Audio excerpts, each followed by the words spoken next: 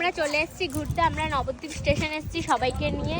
আর আমার 2 মা হচ্ছে পিছনে আছে, আমি আমার বর, বোন, দাদা, ভাই সবাইকে নিয়ে এসেছি।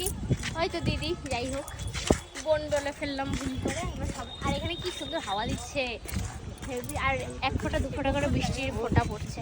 হয়তো বৃষ্টি হতে পারে বা জানি না, বুঝতে পারছি না, মেঘের অবস্থা খুবই খারাপ। তো চলো ঘুরি, তারপর আবার দেখা হচ্ছে তোমাদের সাথে। কিরে কথা বল, তোরা আসিস কেন? দাদুগুলা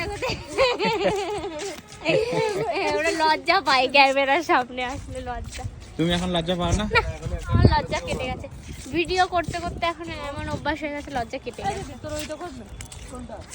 আগে প্রথম ভিডিও করতে গেলে এত লজ্জা পেতাম, মানে কথাই বলতে পারতাম না। কিন্তু এখন তোমরা আমার ফ্যামিলি মেম্বার হয়ে গেছে, তোমাদেরকে পুরোটা শেয়ার করব, পুরোটা দেখাবো।